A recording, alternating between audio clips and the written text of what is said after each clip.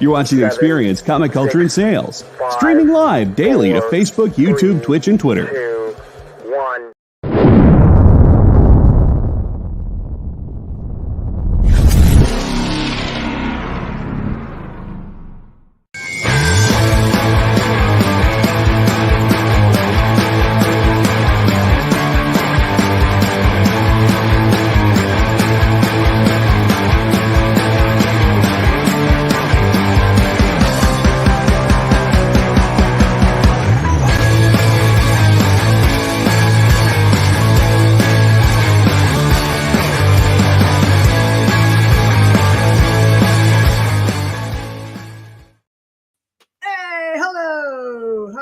Doing? It's time to review some comic books here on Minute to Skim It on The Experience. I made everyone nervous because I didn't appear here until like 1 second ago. Right. Jay and I are over here talking about the most depressing movie of the year. Also one of the best movies of the year. And Miss Jen's just like nowhere. And there's like 3 seconds to the show starts. And I'm like, Miss Jen. And she's like, I'm right here. I'm like, okay, we're starting. Also, hello, Instagram people. Escape the simulation radio. I'm just going to call out the names I like on Instagram because like we have really great Instagram follower names and Instagram followers. Your names are cool, but the fact that you follow us is cool too. And then like Triple B and John and everybody else who's normally here on the YouTubes. Hello. Merry day after a holiday. Did it feel like today took 127 hours to like progress for anybody else? Yeah. Okay. Yeah. I thought it was just fine. This day has taken forever. I'm trying to fit like a year's worth of stuff in this week, so I'd like it to take a long time. I mean, that's fair, but like I took a nap today. I never get to take a nap on a Tuesday. What's a nap? Right, but like I got all my reading done and I'm like, okay. There's nothing else to do. I guess I'm taking a nap. Let's review some books. Woohoo! Triple B's on. So is Ook. Liliotopoulos and Preston and Kenneth. Hello. Duke. Okay, before you get into this one, Miss Jen, because you read this one, right? Yeah. I have been seeing all kinds of stuff about this all over social media. Mm-hmm. Y'all, I don't know how you feel about Duke. Like I read a Duke preview one shot a few weeks ago. Just know that anything that Skybound and Image is this excited about is probably something that you all should be excited about as well. Yeah, I really, just like with Transformers, honestly, I was prepared to feel nostalgic, but also to be underwhelmed, right? Because it's a G.I. Joe comic, and G.I. Joe is a comic book with IDW. Had kind of gotten to the point at our store where it was like a person had it in their pull box and no one was picking it up off the rack. I was one of those ride or die people that was like, I'm going to keep ordering it and someone's going to come in and turn the tide of 13 years or 15 years of people just not picking up this book. But I really, really will tell you that for me, who is like, I love the toys. I used to, like beg my brother to let me build the ones he got at Christmas time. My favorite one to put together was the helicopter. Loved it so much. Or the Conquest one. Remember the white one with the wings that were forward? Conquest forever. I was kind of prepared to just be like, okay, it's a good book, and at some point they're going to have references to, we know we're going to tie it into the rest of this universe they're building, but I wasn't prepared to care a whit about it. But instead, dadgummit, it made me care about Duke, who I've never cared about at all. And this feels like, just throw away the fact that it's a G.I. Joe related thing. It's nice to know the little Easter egg stuff. It's nice to know what the jet plane is that's behind him that you're like, woo, about inside, secretly squealing as a child. But I will tell you that you will absolutely regret it 100% if you don't go buy one of these when you can get one. Just like Transformers #1, where people have huge regrets that they haven't now gotten their #1 fourth print, and they're still like, man, dadgummit, I still can't get one at the store because they keep buying them. That's the way you're going to feel about this if you don't get it. Just know you don't have to care anything about G.I. Joe or Duke or Transformers or even Skybound. You just have to care about reading a good story. I found my Transformers #1 first print the other day, and I did that thing that little kids do when you give them $1 where I go, I'm a millionaire. You're a millionaire. Hey, Jenna. Hey, Canadian. All right. I love the Yo Joe. Yeah. Okay. Forgotten Runes Wizards Cult #1. This is from Titan, which I did not expect it to be a Titan book, but it was. Anyway, this is a sword and sorcery kind of Dungeons and Dragons story. Jay, maybe you'll remember this game. There was a game for GameCube that came out that you had to collect rune stones by beating up guys. And you could be like a troll or an orc or a wizard or whatever. And I forgot to text my buddy to tell me what the game was. But anyway, this is like that. Meets Dungeons and Dragons. It has all of the lore, but it's really about whoever controls the most of the runes controls the most of the power. I will say this. I think this book is probably 2 weeks too late because it could have been a Christmas starter book because the one dude is clearly legally not Santa Claus. He's got great glasses. With a big white beard, dressed all in red, and all of the bombs and things he has look vaguely like candy canes.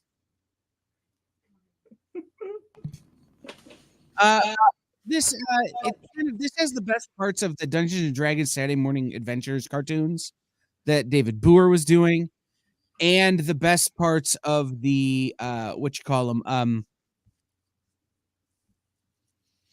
curse words and these other modern magic stories combined into one.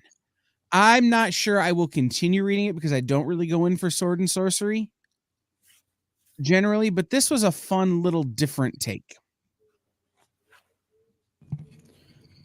Was it maybe Lost Kingdoms? No, that one. No? Okay. Nope. All right. Everyone's taking it as a personal challenge now. What's the runes game that Kyle remembers? Mm-hmm.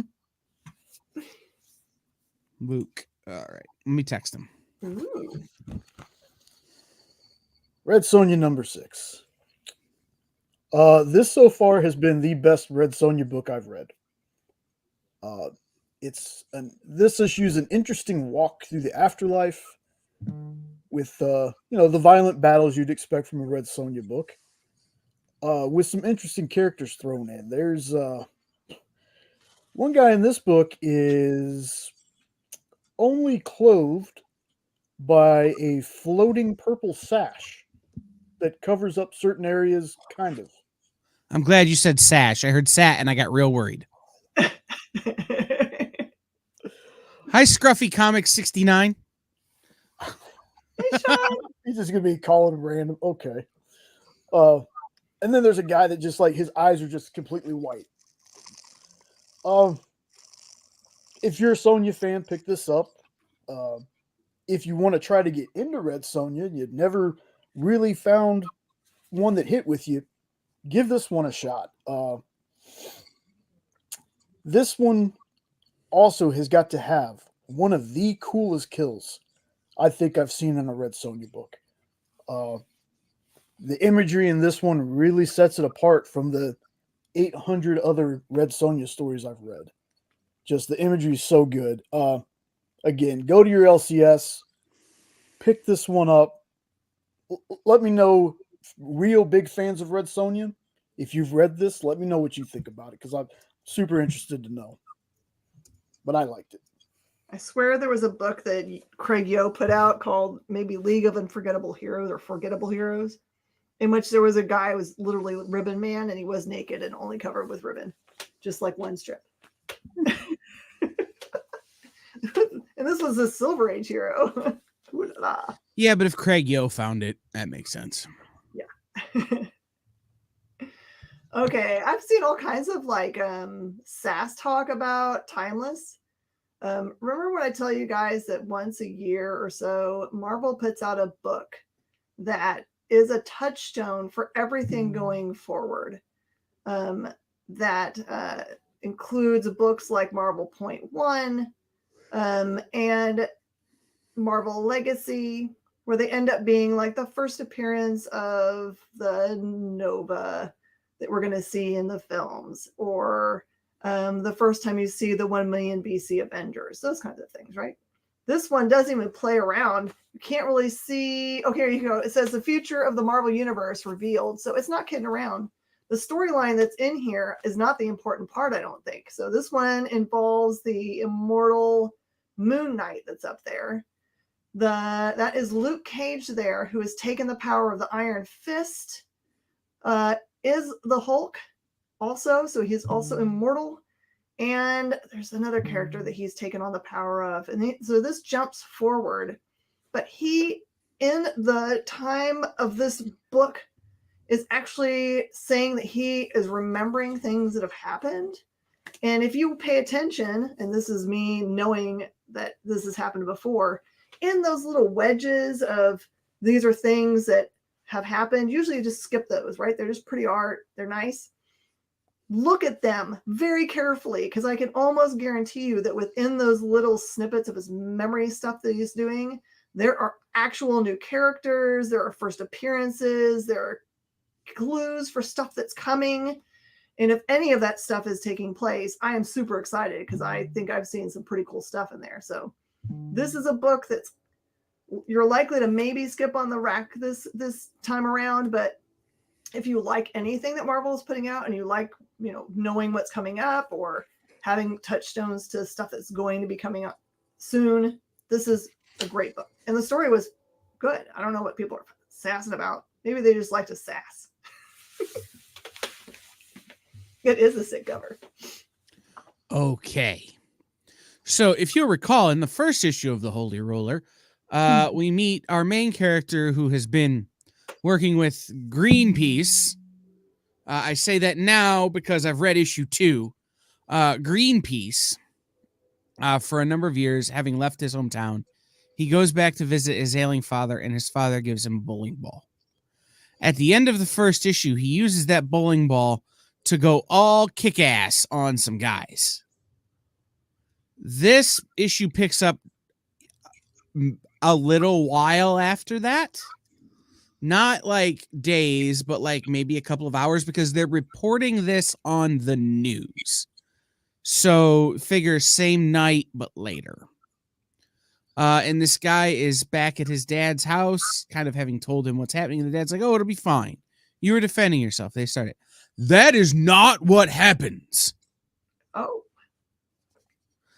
And this becomes the origin story of the Holy Roller. Like, there's even that scene you see in every superhero movie, like, minor spoiler, where they kind of brainstorm superhero names.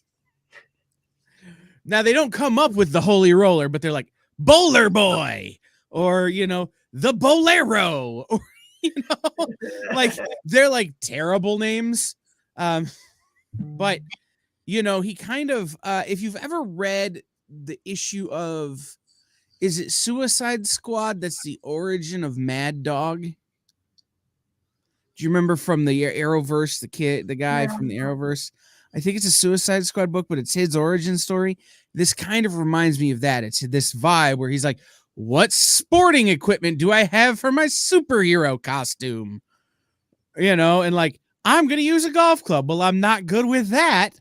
Good thing I never picked up that sport. Let's just stick to bowling. Thank you, Triple B. Triple B, man. Yay, thank you.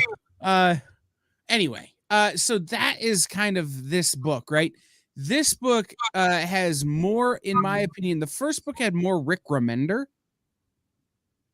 in the story, like writing. Mm-hmm. This has more Andy Samberg.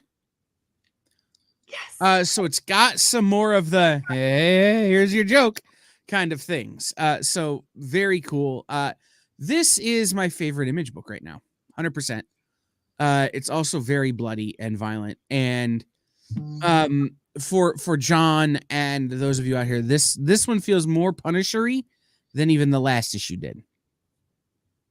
I'm going to say it. I'm going to say it. I'm going to regret it. You guys just look away. Look away.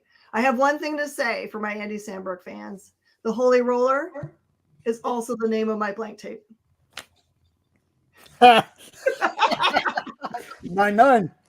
9-9. Rest in peace, Andre Braugher. No, but also, like, if Andy Samberg plays this character and his dad is played by anyone other than Billy Crystal, they've miscast. Okay. I'm just saying the dad is Billy Crystal. And by the way, the best friend should be played by the guy who played her roommate on Kimmy Schmidt. I can't think of his name right now. Oh, Titus Burgess? Something like that? that sounds right. Yeah, it should be played by him, and it's hysterical. Jamie, This is just two. Second. You can find the first one probably Yes. at your LCS. Yeah, absolutely, Jamie. Check out the first one at your LCS. This is a hit. And I will say this. Make a movie. Make a movie. Or a TV show. We'll take that too. Movie. Yes, he did kind of say punishy. Maybe Yeah, I punishy? said Punisher-y. There you go. Sure. This is more syllables. Mhm. Okay, can anybody guess where this book comes from? It's famous for never having Fish people? trade. Like, there's no trade dress. It's a Zenoscope book. This is Wonderland Child of Madness #2. But I'm kind of glad that it's this vegan cover because the art on this is super dope. Like, I would totally have this as a poster on my wall. I love this. Look, I dug the first one. I dug this one. It's just so weird. It's a daughter raising her mom. It's just weird. Like, it's crazy, but that is what it is. I will say this: there's no fish people. There aren't. There's one that you would kind of think is, but he's such a cool design. I don't count it as a fish person. The monsters in this one are really dope. I really love the designs of the monsters in this. The Wonderland itself is very colorful. And I found myself while reading this, I was like, you know what? I wish we kind of spent more time in Wonderland because we kind of flip-flop from our world to that one. But Wonderland feels more interesting to me. I wish we'd kind of stay in there. But at the end of this issue, I might be getting my wish for the next one. You mean that they're going to do an issue 2? This is issue 2. Or that they're going to do an issue 3? There you go. That's just another #1? Probably. Issue 2B. Now, I will tell you this. There's nothing mind-blowing in this, but it is only issue 2. I would suggest if you're a Zenoscope fan and you have not checked this one out yet, you really should. Like, I've been kind of sour on Zenoscope for a little bit now. I like this one. So take that for what you will. Yes, Jamie, we love the Dynamite Bug Sweetie Candy Vigilante. Yes. We read it on our show back when #1 came out. And I don't think we've read it in a while as it's come out on the show, just because I don't remember. But I loved it. yeah. All right. Oh, I remember now. I remember why I didn't want to read it anymore. I liked it, but it was too real. Too real. Oh no. Trigger warning. It just gave me nightmares. That's all I'm saying. Okay. There you go, Jamie. Nightmare inducing. Penguin. Oh man. I actually talked to one of my customers today that I had recommended picking up Penguin. He actually forgot that I recommended it to him, so he tried to recommend it to me today, which is pretty funny. It has been a really awesome road watching him come back from supposed death and just make every single person in the city that did not remember who was boss pay big time. So this is him doing one last arc in which the book is largely about Black Spider, who's another character in the universe, about a storyline that's kind of the through mark is you don't know who the person that Black Spider's talking to the whole time. He just knows he's been sent out as kind of like an assassin, and you know he's sitting across the table from somebody. So you never see the face until the very end of this book. And it is very clear that this is Penguin really, really getting all his, penguins in a row, I guess, ready for retaking the city in a very strong way. I know I could have done it, but I didn't, Kyle. Getting all his penguins in a row. Getting all his penguins in a row. I didn't want to say duck. That'd been dumb because he's not a duck. No, I'm just incredibly angry. I've never thought of that before.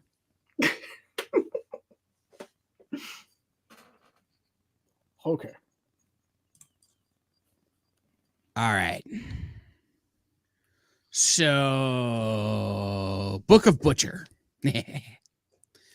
Although I'm going to go ahead and call this the Book of Boucher. Yep, you should. Because it really does feel like, from reading this book, like it's written by Bobby Boucher's mama's people.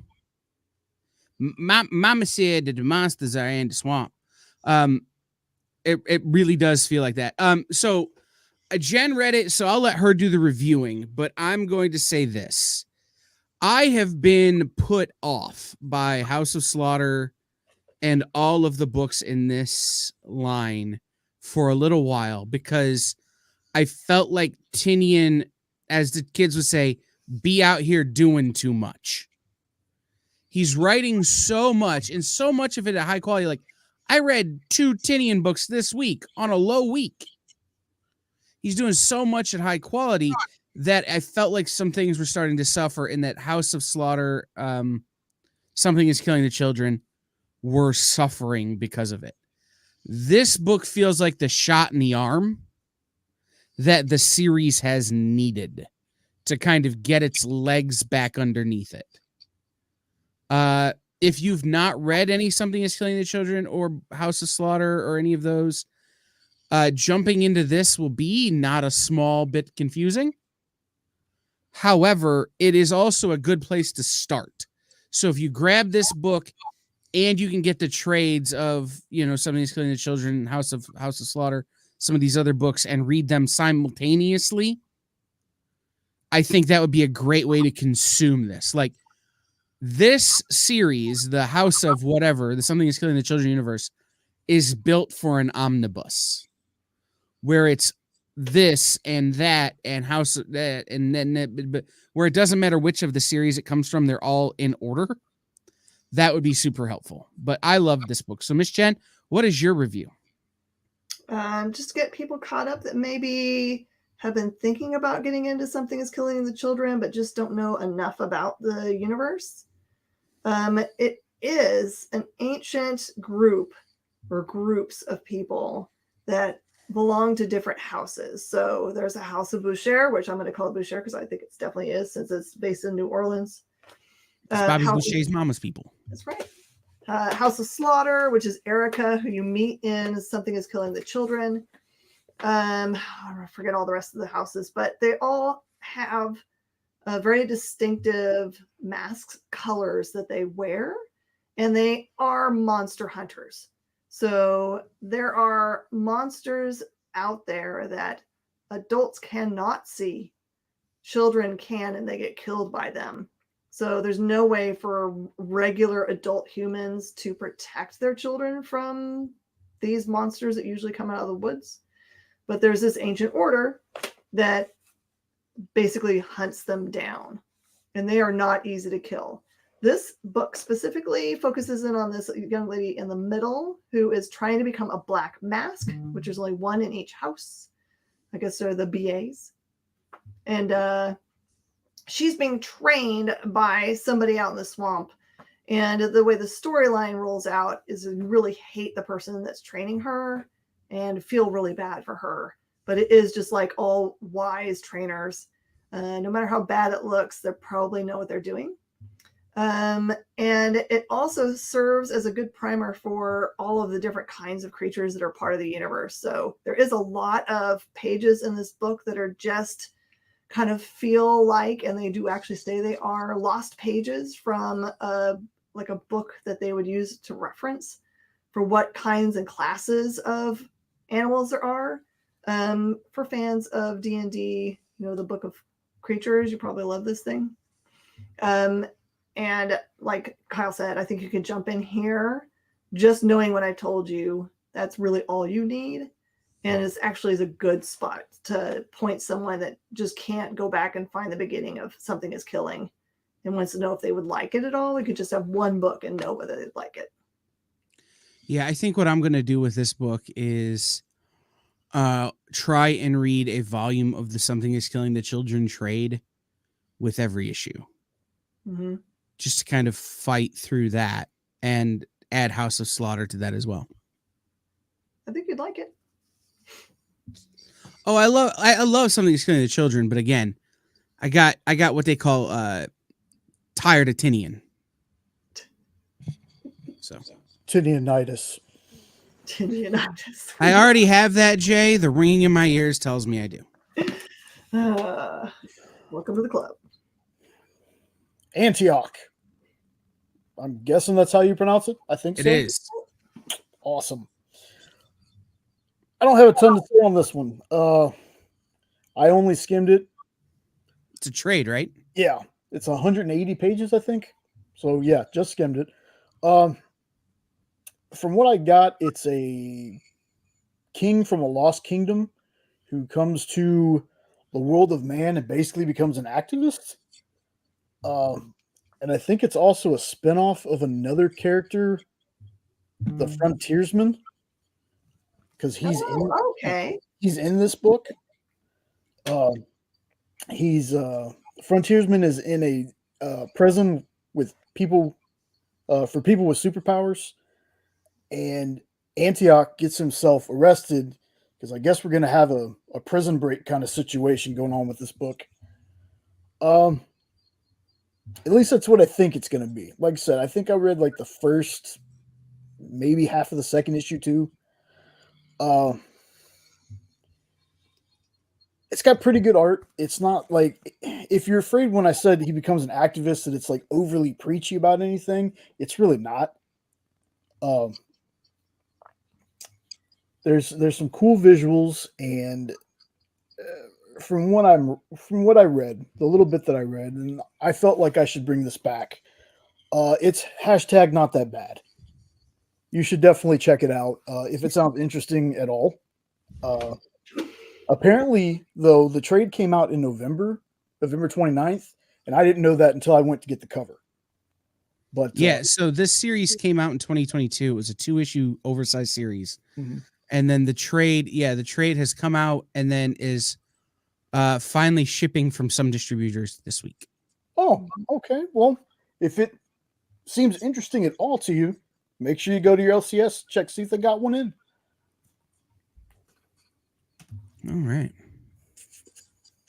And Jamie, to answer your question, I don't think it could be true if they're still hiring people like Trad Moore or who else was I thinking of? The Lorenz don't have anything that looks like realistic style. Right. Molinari, Andrea Molinari, Andrea Moody. There's a lot of those guys out there still. And Scotty Young. Oh yeah, Scotty. Scotty Young, not realistic at all. Ew. Great, but not realistic. I think it's still pretty diverse, Jamie. I think we're still safe. All right. This is mostly being reviewed by me because of its tie to the gang war. This is Deadly Hands of Kung Fu, so you get to see how Shang-Chi is handling his part of trying to battle for not necessarily for control over his part of the city to kind of lord over it like a warlord, but he's basically just trying to protect his people. And it's a weird situation because he's taken over what was formerly his father's very, very, very bad organization. So he's walking a fine line. So you basically see a little bit of him as a young man as he's being trained in the art of war.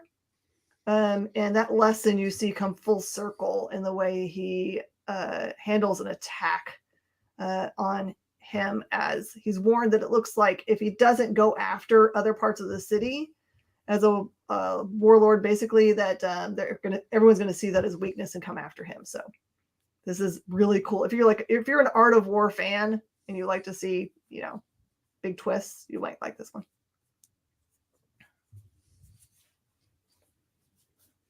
Ooh. Worst Tinian book this week. No. Well, it's like a heads or tails, Miss Jen. One of them's got to be. I guess worst is a parameter that can only be in 2 books now. Okay. Right. It's like you get an A on one and a B on the other. It's still the worst grade. But I'm gonna say this pretty matter of factly. I'm done with this series after this. It no longer is holding my interest. It's very good. And so far, the thing that has drugged me through this book is Dracula's familiar, our favorite guy whose name I can't think of right now. Renfield. Yes, Renfield. Thank you. It's been that kind of day. I had to get up with a 3-year-old at 6:30 this morning, and I normally sleep till noon. Anyway, Renfield has been the guy dragging me through this, and this is the weakest Renfield story. And so if they're going to pivot away from that, I'm going to lose interest pretty quick. That said, the art that Martin Simmons is doing is still gorgeous. There's still the use of red in this book, like you could give classes on, like for blood, because it's the only time there's ever red is when there's blood. Like nobody wears red. There isn't a red lamp or a couch or anything. No. It's all blood. So it's really easy to tell where the violence is and where the Dracula of it all comes down. It's like I said, it's holding. If you know the Universal monster stories, Tinian isn't treading new ground. He's holding pretty close to the original Universal Monsters Dracula stories. This Bram Stoker kind of concepts that existed, right? Mm-hmm. I didn't need a new retelling of that. What I need is James Tinian to tell it his way. And I felt like that's what had happened the first 2 issues with the Renfield part, right? It's Dracula is there and is important, but Renfield is more important. And it's starting to feel like maybe that's not the case. So when issue 4 comes out, I'll look at it and make a determination as to whether or not I'm going to keep going or I'm going to wait and get a trade. Is kind of the way I'm approaching this from here on. But if you've been enjoying it this far, and especially if you've been enjoying it for the art, don't stop. But just for me, it's like, okay, I could have read something that I, didn't already know. Instead, I read this. I love Kyle's reviews so much. They start out this way, but also, Well, I got to give you the bad and the good. Like everybody, like, it's like, hey, this car gets 100 miles a gallon. You have to push it by hand, but you only got to put 1 gallon of gas in it to go 100 miles. Good and bad. Good and bad. Love it. I love that hat. I almost read this one instead of Dracula. Why number 27? When I'm sure we've only purchased number 1 of this. Why did I pick number 27 when I saw this? Because it's Spawn. Because it's Spawn, and I love Spawn. Love Spawn. This is definitely a search out the trades book. And I'm going to be doing that with a couple of books that I've read this week. I'm going to look for trades of some of this stuff because this book, this was awesome. The story, the art, the design of Spawn, man, that design is cool. Like, the art in this book is so good. It is such good art. I literally dug every aspect of this book. It's action packed. It's violent. It's a Spawn book, and I've always been a sucker for blending genres as well. And this one is kind of futuristic Old West. This book just delivers that aspect for me in spades. I'm going to keep my eye out. Anytime this one shows up in the list, I'm going to make sure I grab it. Even if I don't review it that week, I'm going to grab it because I want to continue the story right now. So if there's anybody out there that is a huge Spawn fan and is not reading this book, take it from another, maybe not huge Spawn fan, but very big Spawn fan, you should definitely be reading this one. It's just, like I said, the genre blend in this works. And just for anybody else out there, because I just want to know, do you have a favorite genre blend that you have? Like, is there futuristic, apocalyptic, or Western futuristic like this one? I'm interested because I love when they take things that shouldn't go together, like Exo Manowar. That is two things that shouldn't work. Eric of Dacia and the alien tech. It should not work, and it's amazing. So I love stuff like that. So it's a good book, though. Really good book. Real quick, before we go on, we have a question from Instagram. Oh, please. Ready, Set, Geek Podcast asks, is Something is Killing the Children worth the deep dive? I have been hearing about it, and I'm now curious, is it worth the buy? Yes. Yeah. There's definitely a reason why that series, you can't find any issues anywhere in back issue bins all the way up to probably issue 20. Good luck. You're going to need to trade it because otherwise you're going to have to pay a car. Right. The first 20 issues of that book were game changers. Mm-hmm. Then it got, in my opinion, a little thin in the middle, and it started to bulk back up now, going forward. Like, say 20 to 25 or so got a little shaky, and then 25 it kind of hit again. And then with House of Butcher that just came out and House of Slaughter kind of explained the two houses from Something is Killing the Children, gives you a more rounded out picture that makes the whole thing strong. It is a tough deep dive because you can't buy single issues. Like, they're impossible unless you want to pay an arm and both legs. Which, having seen the Iron Claw this weekend, I probably shouldn't make that joke. Anyway,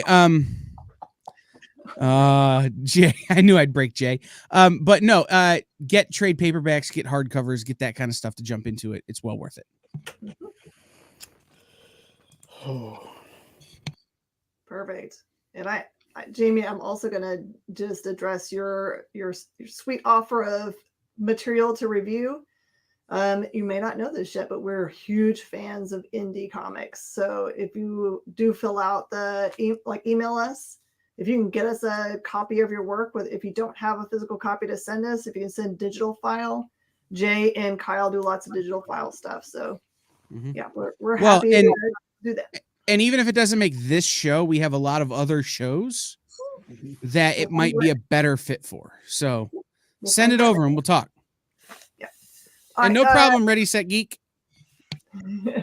Silent Night number 4 continues to be awesome. To catch you up,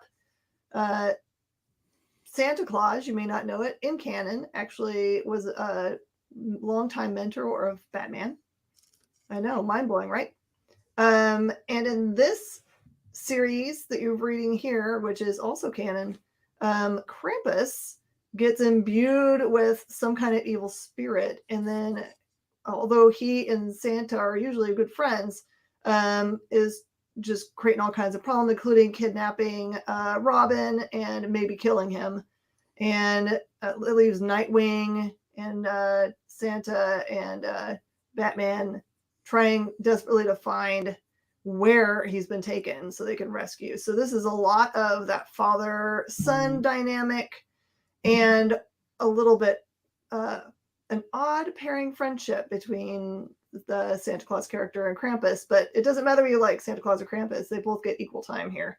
And this one kind of wraps up the how to get the evil spirits out of Krampus and what they are. And I think that I will be always the first person to tell you that I don't usually care a whole bunch about DC characters because they usually leave them light on the characterization and more on the battling. And this one is just, the whole series is just rich with, I care about these characters now, even though I shouldn't. All right, I have an update. The game I couldn't remember earlier was Gauntlet. Oh. And guys, we've been doing this live on Instagram now for 2 weeks, and I just want to shout out some of our Instagram people who are coming in, like our friend Zing Zin from Symphonic Verses, who will be on Sketch Up with Mel and Mog on Thursday night. John Jennings, who you guys may know as an awesome comic creator, who was on BCU, and we're hoping to have on BCU 2, and some other things that we're doing, who just did a killer run with, our boy, the Silver Surfer. So, I want to shout out those guys over on Instagram. Thank you for being here and enjoying and being here for our reviews. Hi. Next book. Okay.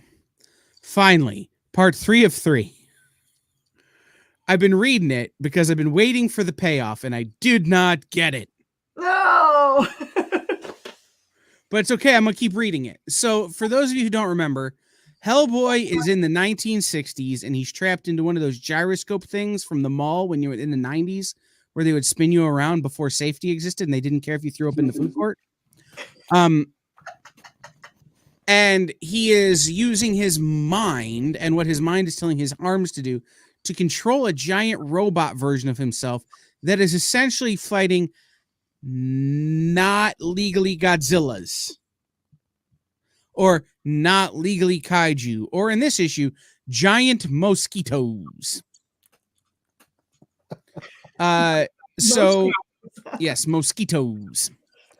What you did get in this book, and I don't know how it's going to work because this is 3 of 3. If there's going to be giant robot Hellboy 4 of 3, or if this is going to be like some of these other Hellboy series we've been reading, where it's giant robot Hellboy turns into regular sized robot Hellboy or something, like where the story continues, but like it gets a different sort of subtitle.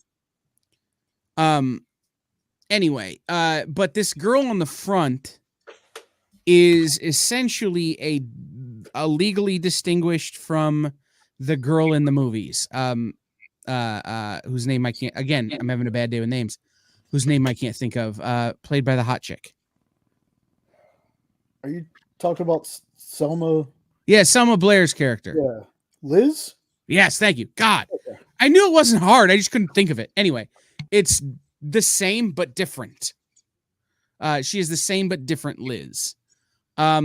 This, you could tell this is written by Mignola, because it really has that sort of very methodical, careful storytelling. I just didn't get the thing in issue 3 I thought I was getting in issue 3, which is a little disappointing, but not because it kind of leaves the door open for more giant steampunk mechanical Hellboy. And if they change it to giant steampunk Hellboy, just shut up and take my money, Mike Mignola. So.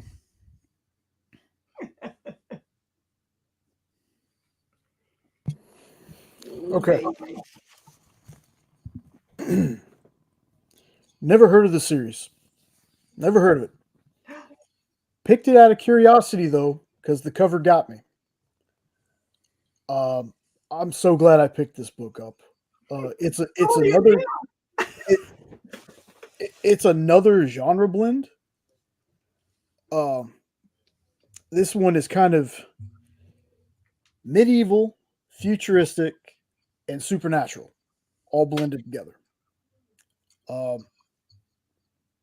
If I had one complaint about the book, I think the dialogue is kind of clunky. It's a kind of generic buzzword bad guy kind of vibe to it. Like, they say things like alpha and simps.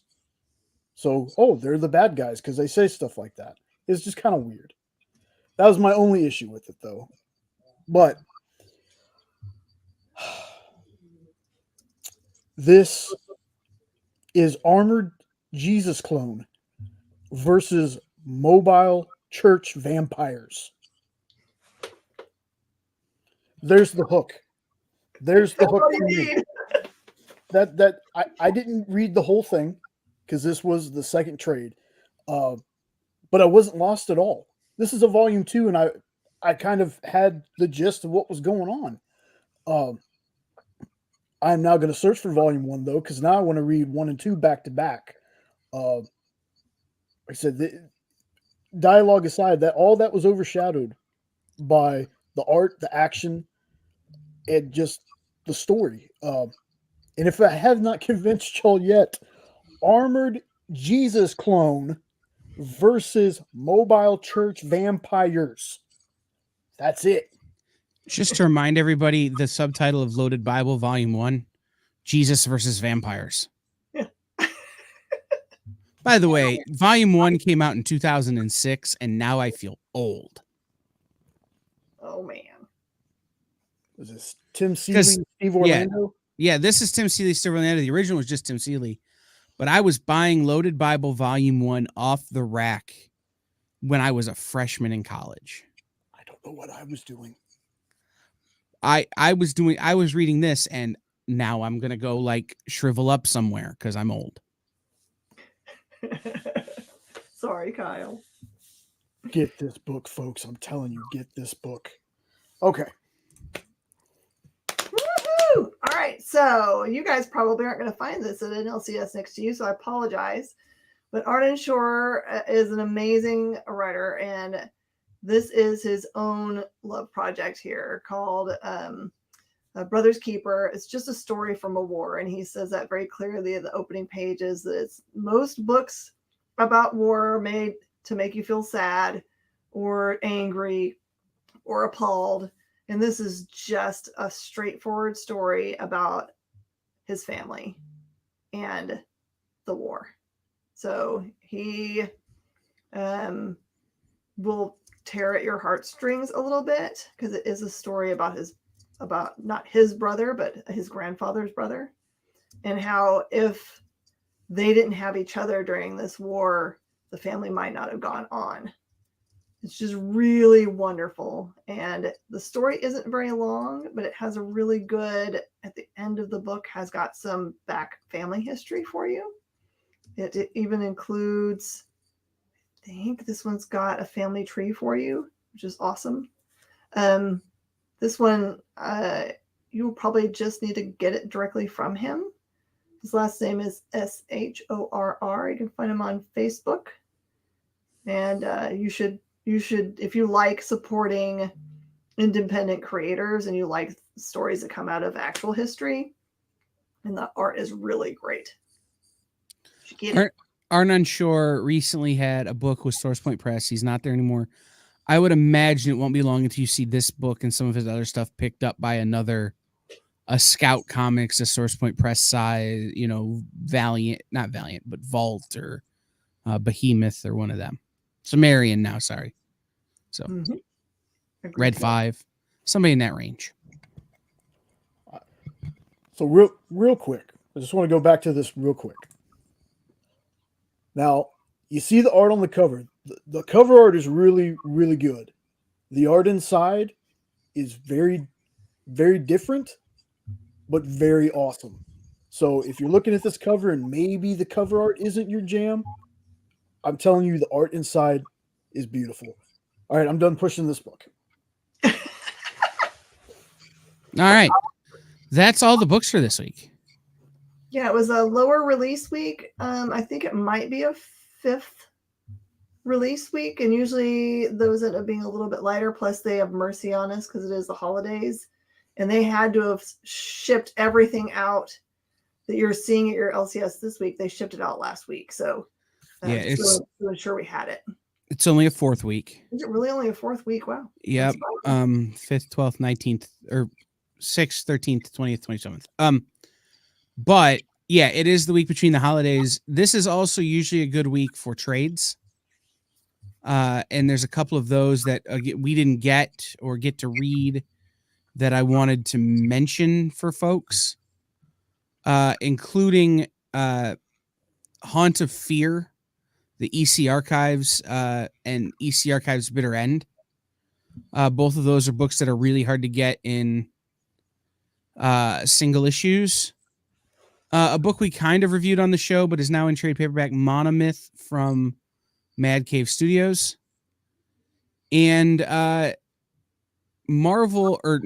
DC has released the best part of Mad Magazine, an entire trade of Spy vs. Spy. Yeah. So this is always a good week for trades and hardcovers, plus tons of killer manga out this week. If you're into manga, Diary of a Male Porn Star Volume 4, some other stuff is out this week. By the way, Diary of a Male Porn Star got nothing to do with porn. I mean, it does, but it's not what you think. Tracks. It's one of those like calling your band Bare Naked Ladies and then not singing about sex. Like, okay. Of course. So. All right. Well, it's very important to us here at The Experience that you visit your local comic shop. If you do not have a local comic shop or do not know where there is one nearby to you, head over to comicshoplocator.com and type in the numbers of the place where you are. AKA Area code, zip code. You guys. Somebody needs protein. So go there, do that thing, find a local comic shop nearby to you, call them, be like, hi, what are your holiday hours? And then go there during them and buy stuff. If you're in the greater Houston area, Miss Jen is trying to move her store and has a lot of stuff she doesn't want to move with her. Amen. If you need copious amounts of things, go see her. She's probably got it, including frying pans with Darth Vader's face in them. Yep. So Darth Vader's face. Right. So do that. But otherwise, stay tuned here on The Experience. This is our only show tonight because holidays. But we will be back tomorrow with a full slate of shows. With Comic Collectibles at 7 Eastern. Yeah. Triple T at 8, 360 at 9, Kicking It with Henri at 10. Thursday, Dan will be here with a really big shoe for you. Then you'll have Miss Jen with What's in the Box. She doesn't even know what's in the box. It's why we don't have product pictures in her thumbnail. And then the other shows that night will be the Comic Book Beardies, where they'll be talking about the new Doctor Who and the Aquamans. And then you'll have Zing Zin, who was here earlier from Symphonic Verses on Sketch Up with Mel and Mog. Nick will be here Friday with the art show, as will Nancy with Friday Night Live. And then it's New Year's Eve, New Year's Day. We're not working either day. So we'll be off Sunday, Monday of next week. And we will be back next Tuesday with this here show, meant to skim it. So thank you to everyone for being here. Have a great night. We will see you tomorrow. And remember, if you spend an extra $5 in a local comic shop, you are changing a local comic shop's existence. So please, please, please, if you can, no pressure, spend an extra $5. Have a good week.